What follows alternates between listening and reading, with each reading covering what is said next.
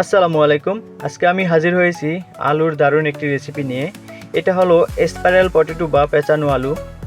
তো আমি এগুলো করার জন্য দুটি আলু নিয়েছি ছিলে এবং দুটি কাঠি নিয়েছি এবং কাঠিগুলোকে আলুর ভিতরে এভাবে লম্বালম্বিভাবে প্রবেশ করিয়ে দেব। তো দুটি আলুতে আমি কাঠিগুলো প্রবেশ করিয়ে দিয়েছি। এখন একটি চাকুর সাহায্যে আমি আলুগুলোকে এক পাশ থেকে এভাবে পেঁচিয়ে পেঁচিয়ে কেটে নেব, অনেকটা স্প্রিংয়ের মতো করে। অবশ্যই আপনারা একটি ধারালো চাকু নেবেন, নয়তো আলুগুলো ভেঙে যেতে পারে। তো আমার মতো যারা পটেটো লাভার আছেন তাদের জন্য এটা হতে পারে দারুণ একটি রেসিপি।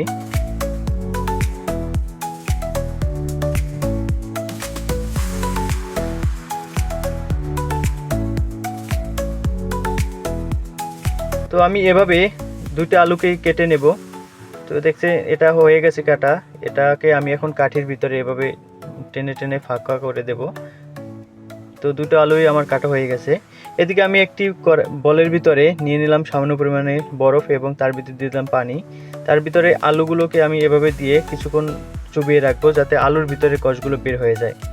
এবং এদিকে আরেকটি বাটির ভিতরে আমি নিয়ে নিলাম 1 কাপ কর্নফ্লাওয়ার, কিছুটা টেস্টি মশলা এবং সামান্য পরিমাণে জিরার গুঁড়ো এবং লবণ। এগুলো দিয়ে আমি একটি পেস্ট বানিয়ে নেব এবং পেস্টগুলোকে আলুর গায়ে আমি এভাবে চামিচের সাহায্যে মেখে দেব।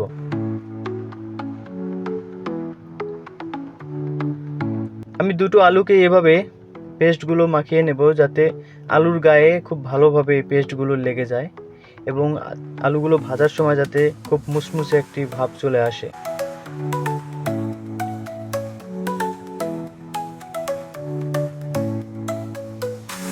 তো আমার দুটো আলুতেই পেস্টগুলো মাখানো হয়ে গেছে। এখন এগুলো তেলে ভাজার জন্য প্রস্তুত। তো আমি একটি কড়াইয়ের ভিতর নিয়ে নেব তেল এবং সেগুলোকে গরম করে দেব। তেলগুলো গরম হয়ে গেছে। এখন আমি এর ভিতরে আলুগুলোকে বসিয়ে দেব ভাজার জন্য।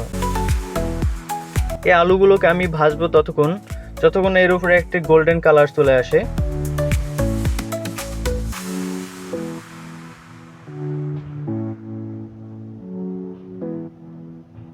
তো দেখতে পাচ্ছেন আমার আলুগুলো মোটামুটি ভাজার শেষের দিকে। আলুগুলোর গায়ে খুব সোনালি কালার চলে আসছে এবং খুব মসমসে একটা ভাব চলে আসছে।